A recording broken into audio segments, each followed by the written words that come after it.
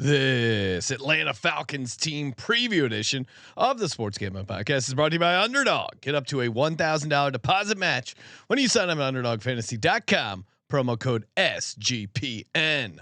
This is Jerry Glanville, and you're listening to SGPN. Let it ride, brother.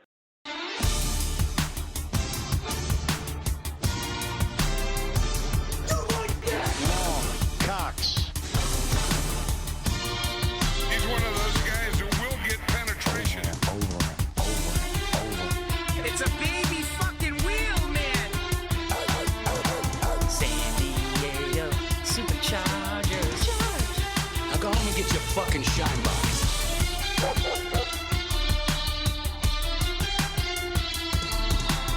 Ooh, welcome everyone to the Sports Gambling Podcast. I'm Sean, stacking the money green with my partner in picks, Ryan, Real Money Kramer. What's happening, Kramer? Dog. Oh, hello there, Falcons fans. Yes, They probably are not looking forward to this episode. Really? I can't imagine they think we're going to be high on the Falcons. Well, I might be high on the Falcons. We've said right? nice things about Bijan. Sure. I'm kind of in on Michael Penix. I think there's some question marks for their defense, but I think their schedule is pretty manageable. Pretty easy. So I think you want to talk about a fraud team that might be able to sneak into the playoffs.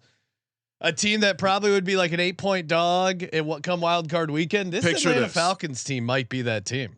So the Falcons are on the cusp, right? They're fighting for that wild card spot. Michael Penix scrambles to his left, runs to the end zone, reaches across, scores, but gets blown the fuck up. They make the playoffs only to have Kirk Cousins start on the road. That's what we're gonna get, right? I mean, it could. Kirk Cousins on the road, and I mean Minnesota would be great, but probably not. It was fun digging around in the Falcon subreddit to see if I could find any interesting angles, kind of where the fan base is at. There was a lot of discussion of Kirk Cousins on the documentary Quarterback, where he goes to great clips or super cuts and brings a photo of his team headshot for what he wants for his photo. And of course, a lot of people superimposed, hey, this is what I want. And then it's a photo of Michael Penix taking over. But I think they were pretty out on Kirk Cousins. Last year, they came in with a tremendous amount of hype. It was a very weird year going into the Falcons last year. If you forgot, they drafted Michael Penix 8th overall, in spite of the fact they paid Kirk Cousins a ton of money. Now, we were always going to look to fade them. Time's really helped that, right? What do you mean? Oh, like time has been helpful to that. Like that was the worst thing that has ever happened, ever. Well, there was a lot of people now we're criticizing. like, cool, Michael Penix is starting. Well, everyone was right. It was dumb to pay Kirk Cousins all that money and draft Michael Penix. Now let's take a look at the 2024 season, Ryan. Recap where we were at. We both had the under, cash that. Although, even though they looked really bad, there was a period where the Falcons were 6-3, even though Cousins couldn't move, was super stiff. He was maybe injured. Yeah, or maybe not fully recovered from the Achilles. It kind of became a sweat there. They ended up going 8-9, 6-10-1 ATS. We both had them going 8-9, nailed it exactly. Shout out to us. The win total was 9.5. Make playoffs -205. That was crazy. But remember how Kirk Cousins was like, oh, now they're Super Bowl contenders. They got their quarterback. Remember how hilarious this team has been, and now everyone like took serious pills, and they're like, oh, look out, Michael Penix is maybe Michael Penix is the serious character they needed. I mean, you look at that offense to me, and we'll get into it, but their offensive line looks pretty good. I mean, what do we have them ranked on our sheets? And of course, check out the sheets over in the Patreon. I did. Kramer finally, hasn't revealed. No, them? I did post it. Okay. But you know, gotta give him a little teaser. Give him some time. What was your question? What is their offensive line? 7th. Yeah. Which,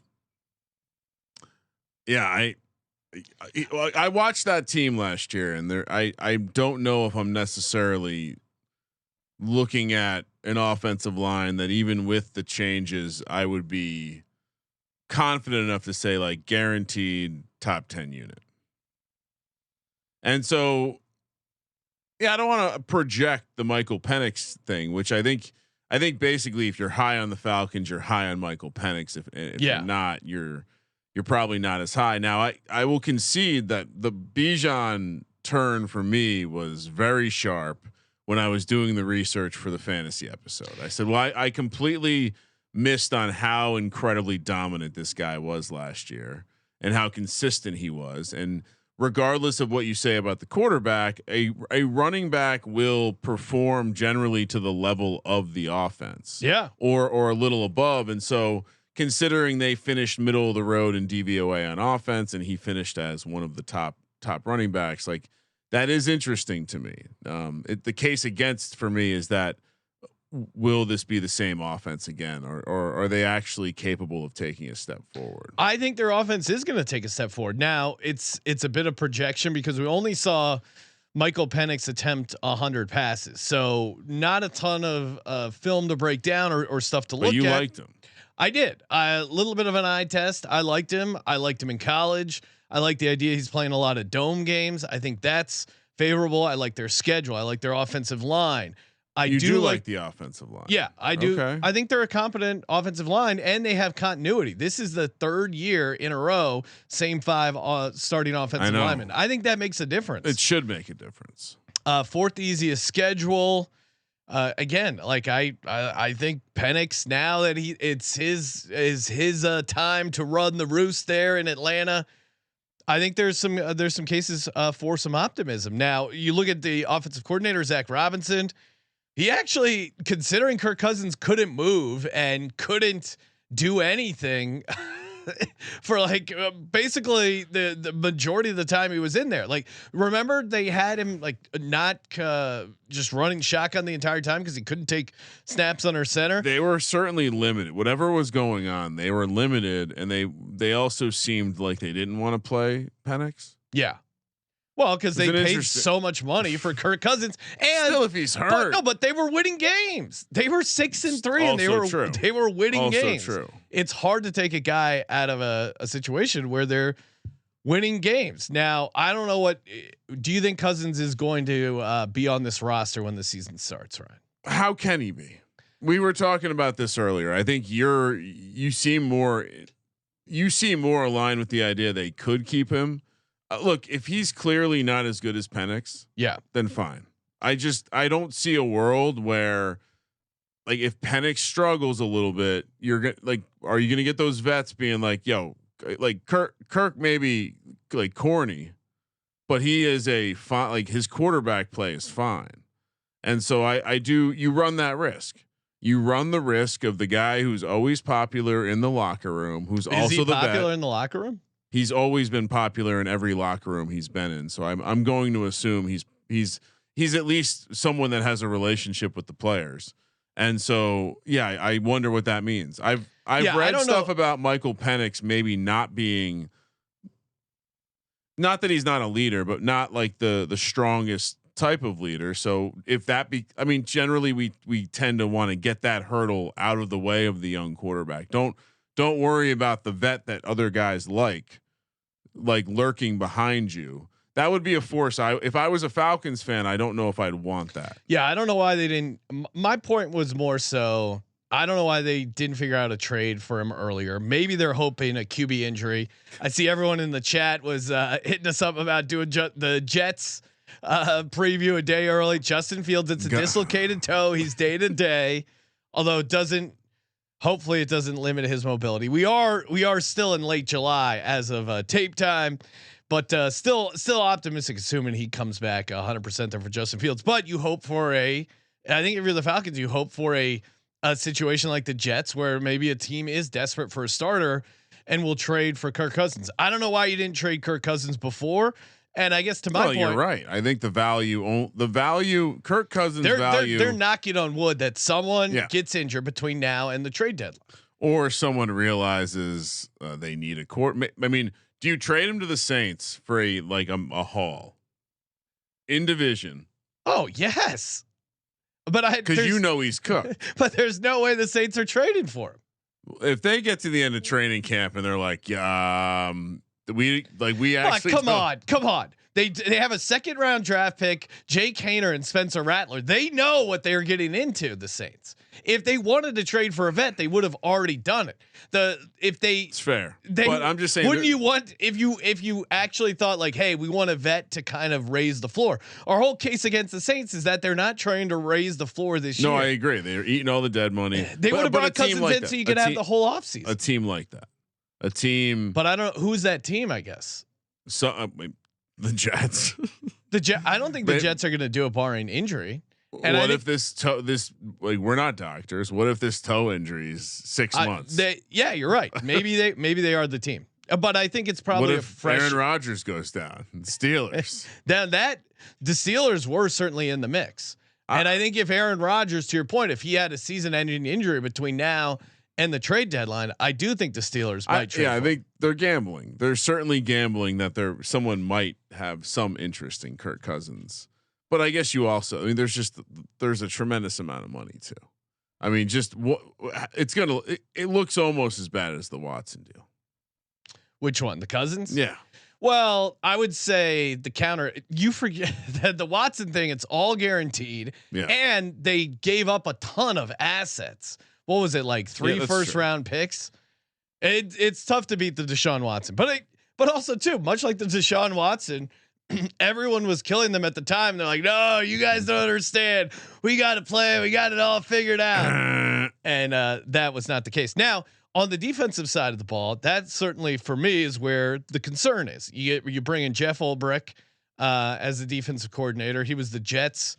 He did a great job down the stretch. He was the interim Jets head coach. The defense fell apart. Now maybe he just is one of those can be a coordinator, can't be a head coach. You have there's a couple difficult road spots. You get some back-to-backs there. Now their issue overall has been pass rush, right? Now they decided to bring up what they did in the draft. Yeah, Jalen Walker. You liked out of Georgia. I thought it was a good pick. Now there's some off the field stuff I think with him. James Pierce Jr. I love that they took 2 shots. And if you look at like those trade value calculations, by all accounts, it was a steal for the Falcons. Now you bring in some pass rush help. Could they hit the ground running? Maybe, maybe not. A lot of times, usually it takes a little bit for an edge guy, pass rusher to develop in the NFL. It's rare you have an impact year one, but we're seeing even at the cornerback position for years, it was always like rookie cornerbacks, they're not going to help you. Quinyon Mitchell, Cooper DeJean did great for the Super Bowl champ Philadelphia Eagles. Maybe something is, and we've seen, Jalen Carter had a pretty good rookie year. I don't know. It'll be interesting to see if they can get some help on that defensive side early. Bring in some old guys, your Leonard Floyds, give a little bump here to the pass rush. That to me, the level of defense is, if you think their defense can kind of hang around, or there's some games where they can win some shootouts, put their defense in some good situations, I think you can be slightly optimistic on this Falcons team. They did give up their 2nd rounder and a 1st rounder next year to move up. I mean, they really are gambling hard. Yeah. Like that. You made a comment about the value of the trade. I think they were, they were kind of getting crushed. If some people saying they gave up a lot for James Pierce, who, speaking of off field stuff. Yeah. Like he might be a top 10 pick, if not for some off. Now he's there. Now he's there. He's playing. Could James Pierce have an impact right away?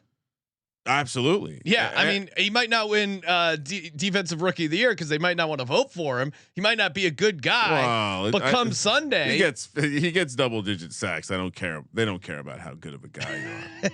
Well, and they start off with we'll get to their schedule here in a second. They start off with the Tampa Bay Bucks, who, as we know, the Tristan Wirfs injury is, I think, a pretty underrated. What's the reporting on that for timeline?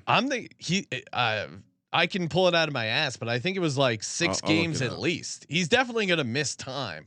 And, for an offensive line guy dealing with a knee injury, Man, that's tough. Like right now at this point in the season, because you got to get back into shape and then hit the ground running. I kind of worry about the Tampa Bay offensive line if Wirfs is not out there.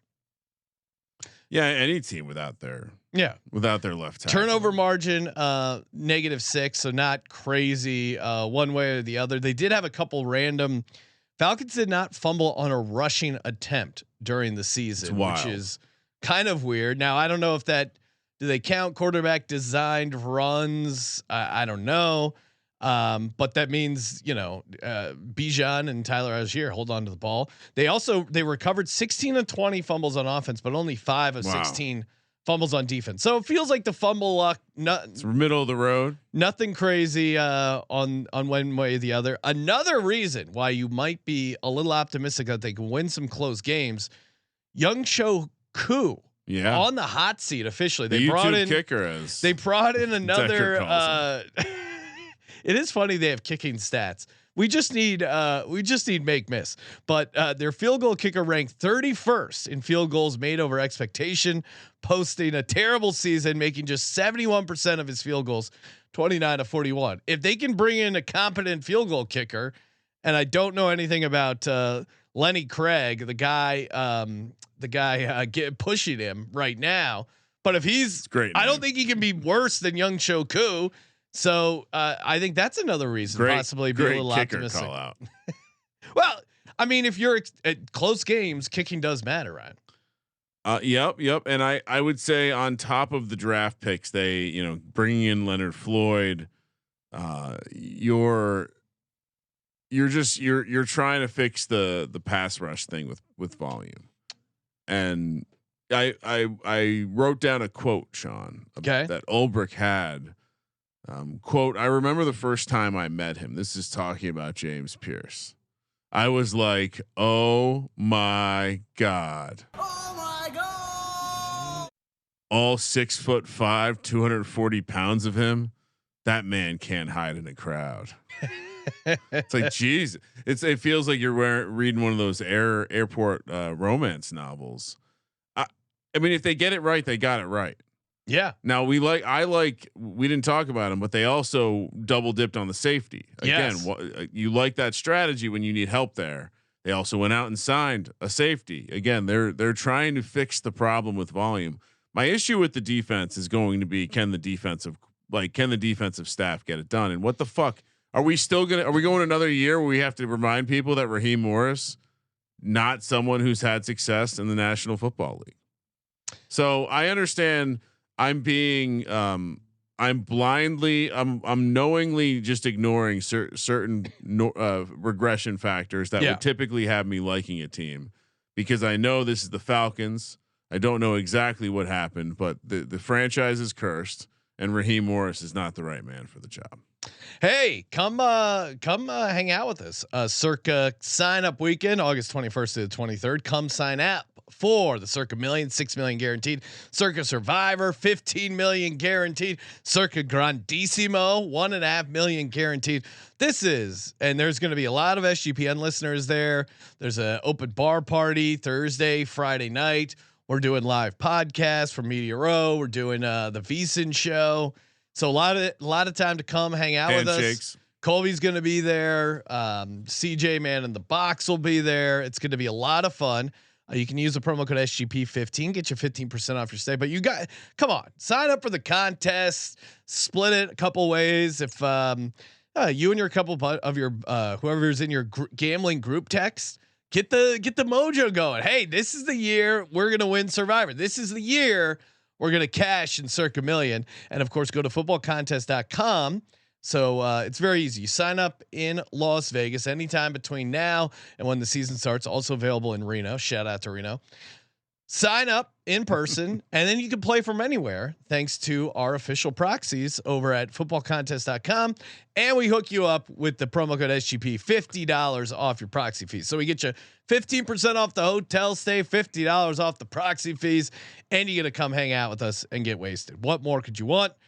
We're also brought to you by Underdog Fantasy. Underdog Best Ball Mania is happening. I feel like I should have some more Michael Penix. The way from doing the deep dive, He's lefty though, right? That's yeah. And I realized that was problem. probably my part of my negativity, handicapping him. Lefties just look weirder throwing the football, and you're like, that was part of my hate of Tua for all these years. Now maybe I'm right on Tua, especially long term, but Michael Penix, I probably need some more shares of him over in Best Ball Mania, because if that hits, that offense has some good skill players. They play in a dome. They have a defense that has some questions. They could be involved in a lot of shootouts. And of course, that's what you want when you're playing Underdog Fantasy, Best Ball Mania. Of course, you can play the pick'em, higher, lower, win up to 500x. And of course, get started with our promo code SGPN. Get you a deposit match up to $1,000 in bonus cash. UnderdogFantasy.com. Promo code SGPN. So you're going to be high on the Falcons. All right. Let's look at the schedule. Get my analog version out here. We're up to 7.5, Sean. Look officially into the mediocre tier. Somehow they were 2 wins higher than this last year. That is one of the things that does give me at least pause on an auto fire on the under here.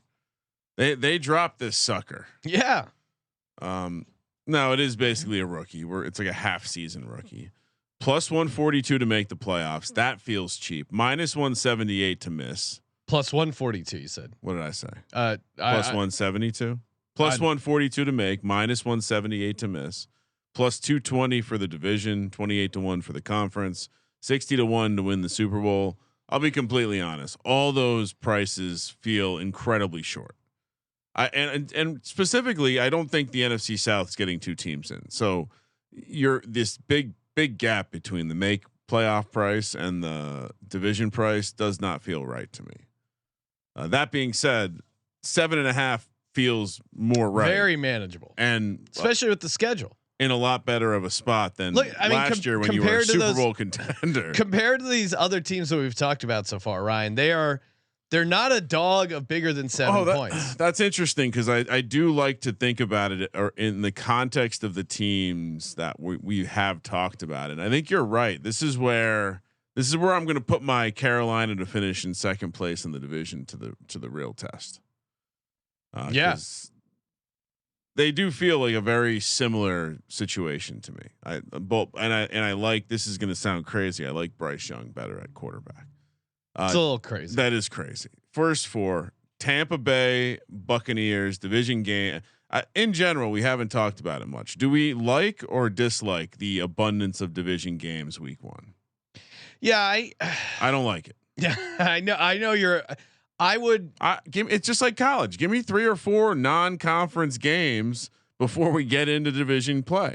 I mean, honestly, the NFL would fix everything if they just had division windows.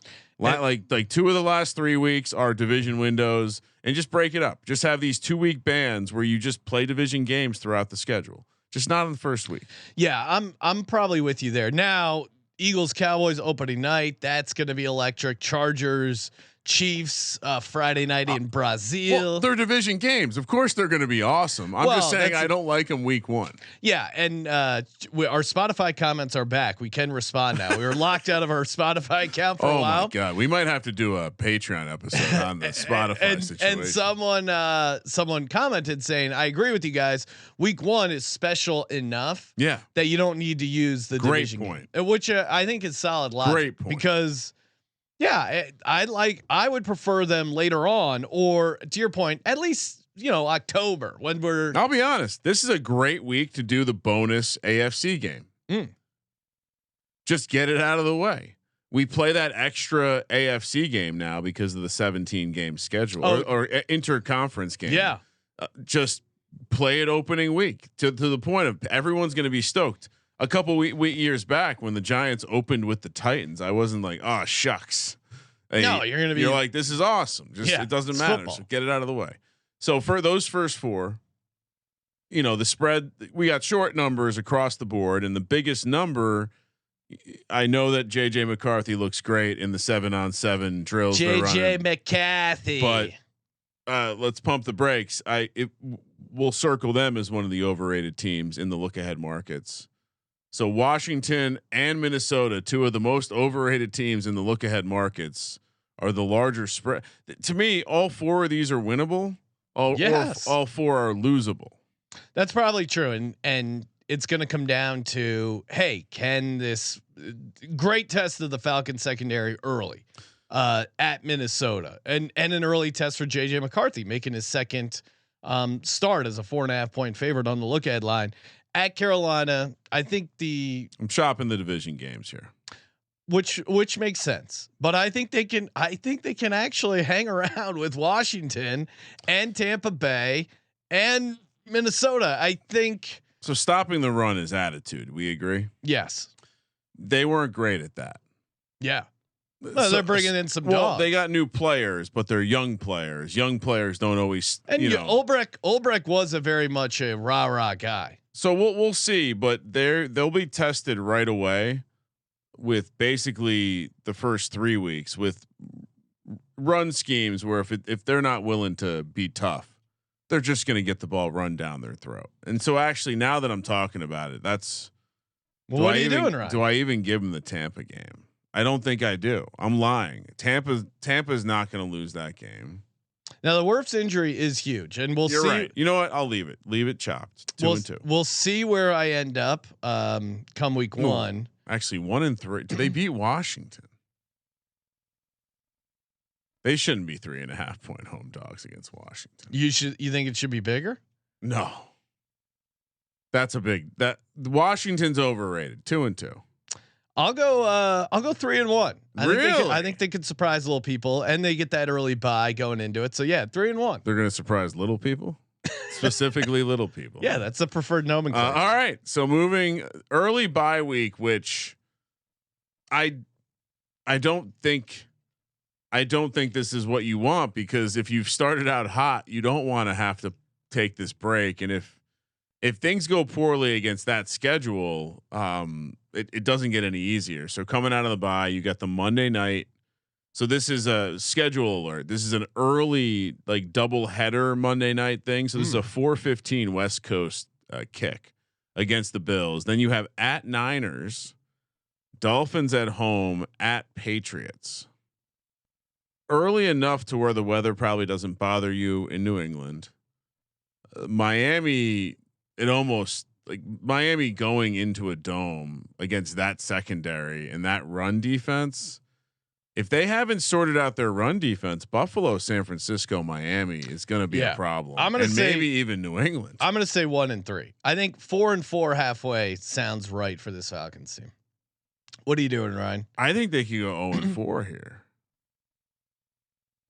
Yeah, I mean it's possible. They're only favored in one game. 0-4. 0-4. Okay, so you have them. You have them 2-6. I have them 4. Yeah, go 1-3. Go 1-3. There's a win in there somewhere. They do have a tremendous amount of small favorite spots. So then they head over to Germany, where the Falcons will play the Colts. Interestingly enough, Sean, we'll be talking Colts later on today in 2 days. Then we have the Panthers home game. Yep. No rest off the Germany game here for the Falcons here, going right back to it. Then we have at New Orleans and at New York Jets, a back-to-back road spot, their second of the season. This is a like a schedule wise very difficult little stretch that they have here, where the teams are all very beatable. Obviously, they're favored in all of them. But you don't like the way they're sequenced. I don't love the Germany followed with no rest right into a divisional game, then off on a back-to-back road spot against 2 teams you should beat. Definitely not going to win both those games. Maybe it's the cold weather, or maybe it's the fact that I'm chopping the. Wait, no, the Saints didn't win this. I have to have the Falcons win that game. So the Jets game's a loss. The Saints game's a win. I'm not chopping the division at all. I lied. Carolina's a win, right? I think so. Yeah. Colts could be a win. So maybe this is 3-1 now. I'm 3-1. This is a manageable section. A roller coaster. Then we go Seattle at home. So you're officially 3-1. Yeah, I'm there, 3-1 in that stretch, I think. Okay. Although the Colts could maybe not have to pass the ball and still beat the Falcons if the run defense. Jonathan Taylor might have a big day. Yeah. 2-2. Give me 2-2. Give me 2-2. You're all over. You're a high waffling degree, Ryan. Because I see it. I see it. Seattle at home, at Tampa, at Arizona. That's a tricky little back-to-back spot there towards the end of the season. Then you have the Rams coming to town and the Saints. So I think there's at least 2 to 3 wins here. What am I at right now? I'm at 5 wins. You're at 5 and 7, Ryan. There's 3 wins right there. Okay. So you're going 3 and 2 in your last quadrant. I think so. Yes. So you officially have the Atlanta Falcons for 2025 going 8 and 9. Oh no, I'm that guy. What do you mean? The juice is to the over. I'm basically saying like, hey, it's a push. It's basically a push for me. It's a no play.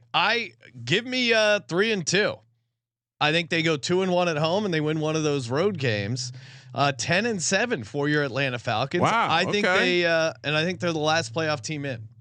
So you completely disagree every time I say this division has no chance. Yeah. Okay. I think the Falcons do have a chance, and I think the Panthers do have a chance as well. I was on the fence of maybe playing Panthers second in the division, but I'm going to take a little sprinkle on Atlanta Falcons to make the playoffs. I really like their over 7.5 wins. I feel like that's too low with this offense and this schedule. I was pretty pessimistic, and I still got there. Yeah.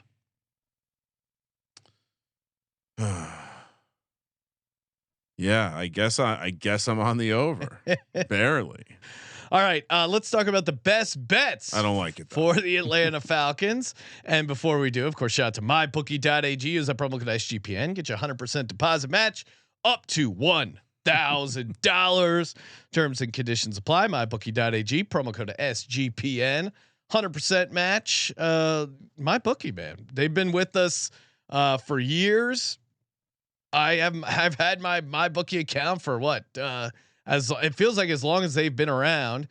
Always easy withdrawal with the sweet cryptocurrency, deposit with Bitcoin, withdrawal with Bitcoin makes it super easy. Do you think there's someone who's listened to this show for longer than like 6 months that does not have a MyBookie?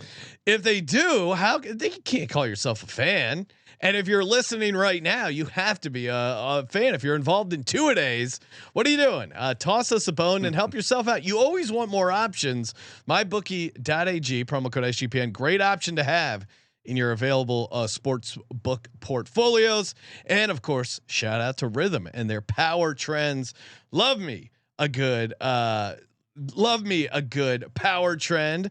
Available on Rhythm, and I cannot wait to fire up the NFL model, the college football model. Rhythm has been killing it with the MLB player props, WNBA player props. Get your 7-day free trial today. Start building your own models, play around with the system, and get going. Or you can just rely on Rhythm's stuff, and they have a bunch of great picks. Just head over to sportsgamblingpodcast.com/RITHMM, sportsgamblingpodcast.com/RITHM. Get your 7-day free trial today. Get started now over at Rhythm. Kramer. Yes. How you feeling about the Atlanta Falcons? You're scared to fade them. You want to fade them, but you can't. You're scared. You're yellow. Are you going to take the over 7.5 wins? So like here's the real cop outs. I would say like if we finish this year and Michael Penix is like clearly one of the better rookies from that class. Okay. That would surprise me a tiny bit, but that's in the range of outcomes. But I also think he could be a disaster. And so yeah, it's a wide range of outcomes. You like what they have around him. He can't have a league worst completion percentage above expectation. He can't have the inaccuracy. Otherwise, if he does, which I think he will, and I don't know, hopefully Cousins isn't there, but I don't know who they're going to replace him with if he's having these bad games. But the idea that he could average north of 1 interception a week, a la a Jameis Winston type situation, plus 1,600 on him to have the most interceptions. That's one of my. So what do you have? Penix most interceptions at what price? Plus 1,600. Okay.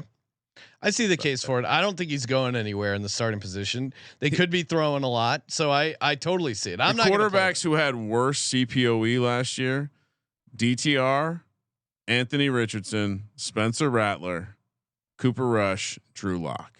That's it. On deep passes, 20+ air yards or more, Penix recorded plus 1.3% completion pass rate over expected and ranked number 4 in accuracy. Okay. So I don't think it's completely all bad. Also it is a small sample size. I'm rolling the dice and saying I liked what I saw in the small sample size. I like the position players they have around him.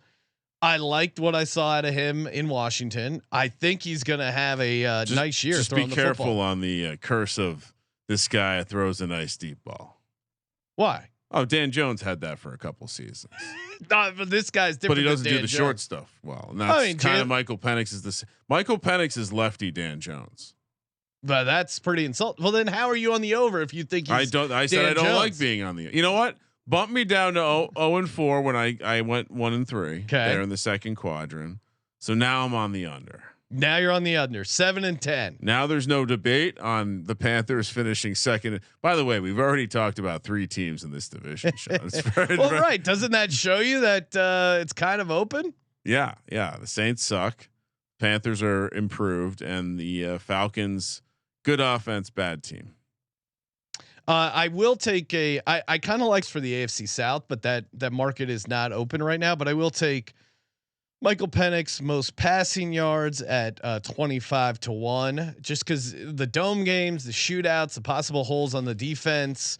Do you like the interceptions too? Then no, because I want to be rooting for Michael Penix in this situation. But I said to you before we started the show, he could have a Jameis Winston type season where he is just chucking it all over the place, and especially if they're playing in some shootout type game situations.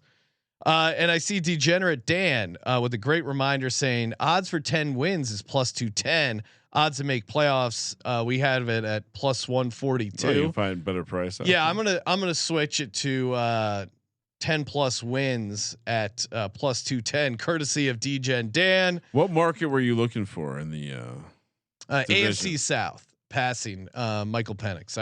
I just checked and it seemed like the division leader stuff for passing was down for a second.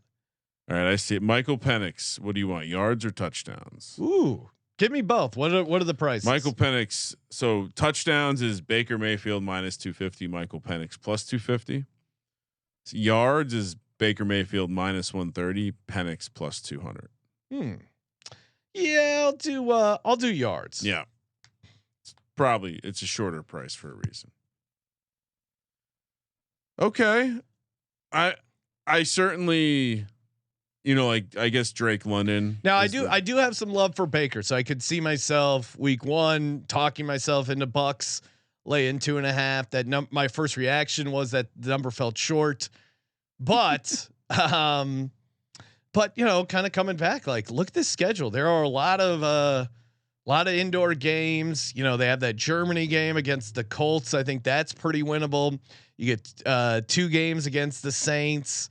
I mean, what's your hardest road game? At San Francisco, Buffalo at home. That's going to be a tough game. Miami, sure, but also like Miami, you want to talk about variance? That's all over the place. New England on the road, that might actually be a game for New England. Rams at home. Do we think Stafford is going to be healthy? The back thing is kind of last year, didn't it? He was on a pitch count. I don't know. I feel like they do this. McVay is dramatic with his play of the injury reporting, and I think Stafford's fine. I think he's an old guy, and it's always worrisome. He's an old guy, but he's tough as shit. He seems to figure it out. But that game's going to be interesting. I could see them being in a mix there for the wild card that last week 18. But I'll take the 10 wins at plus 210, better price. And I got him going 10-7. Why not? Why not be cautiously optimistic here about the Atlanta Falcons? I mean, I get it. I understand the case. Not for me. Not for you. You're a Michael Penix guy, though. I am optimistic about Penix. Now, I think If you're being truly honest with yourself, you were worried you missed the Penix train as a Giants fan. No, Okay. I'm not. No. I think it's pretty clear that he was playing in college in a very advantaged situation where he was banged up and hurt. He finally lands in a healthy spot behind an offensive line that had been playing together a ton with three NFL wide receivers. What isn't this? He's playing with 3 NFL wide receivers in Atlanta. My eyes, an offensive line that's playing well together. My eyes. Are you describing a similar situation here? My eyes last year tell me that we're gonna watch a guy that will make some amazing throws. Yeah, and then some unbelievably bad throws, and his slow release will be a problem at some point. Okay. And the blind side. This is a right-handed offensive line. He's a left-handed quarterback. What do you mean it's a right-handed? Well, they're not used to the blind side being over there, so that's going to be weird. What do you mean? They played with him last year. A little bit, yeah, but it's not natural. You go your whole life without playing with a lefty quarterback. So you don't let any lefty quarterbacks you're out on in the NFL. Which one's been good? I mean, Tua looks funny, throws a catchable ball, just like Michael Penix throws a very catchable ball. Steve Young, yeah, even he looked a little funny. Well, they look funny, but they could. Tim Tebow, Michael Vick was left-handed, right? Michael Vick's a great. That was the right. If you're answer. talking about a left-handed quarterback that's going to come down and light things up in hot Atlanta, why not Michael Penix? Sure, Michael Penix isn't athletic, and you have Bijan Robinson. Yep. I feel like even if you're a fucking dunce of an offensive coordinator, I could draw up some decent play-by-play for, you know. I mean, look at last. I could draw up some decent plays for this Atlanta offense. Yeah, they're gonna have to score 30 points. I mean, that's the thing. They not only have to be good, they have to be great. They're gonna have to score 30 points again. I mean, unless the defense is good. Maybe the defense. If that's where I think the defense can take a slight jump up. Sure. Of course it can. I think it will take a slight jump up. And I think Penix will take a jump up from what we saw his rookie year. I'm glad that he got some playing time. I think that was helpful for him. I think you got to learn behind Kirk Cousins. Everyone says that's really important. I think I would say Falcons most likely team for us to see a fight between the offense and the defense on national TV. All right, that's my prediction. Well, I don't know. What other bets? Cowboys are already fighting. Oh my god, it's so glorious. I can't wait to talk. The Penix passing yards to me is the most interesting. Any other? I do. Now we've talked about enough teams where I could throw out my superfecta on the division. We could also save that for the Bucks episode. You're just locked in on the Bucks. Bucks 1, Panthers 2, Falcons 3. Saints 4. Okay. Do you want me to add that for you? Let's add it. 6-1. Okay. Tampa Bay, Carolina, Atlanta, New Orleans, 6-1. Yeah. I'm not going to be playing. I don't think any of these exacta, superfecta, whatevers for this division because I feel like they play $2 though. Only $2. I feel like there's a lot of weird tiebreaker situations. This division is kind of odd in general. So I'm just happy with my. Is it though? I mean, I think there's there's a clear worst team, and I think there's a clear best team, and so you just have to sort out and then the middle. I guess I have Atlanta walking through this being slightly better than Carolina, that's the chalk. So you're on the chalk. I'm on the second chalk.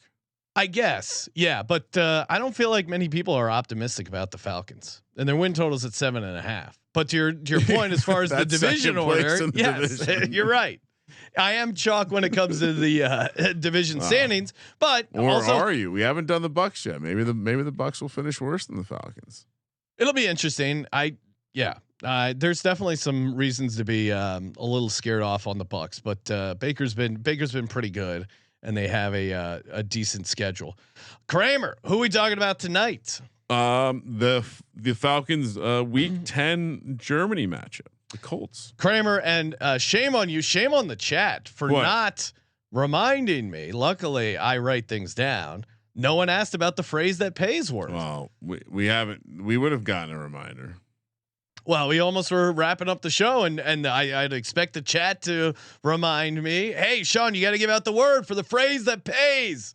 Yes, 32 word phrase in order. keep track however you want. Submit your list.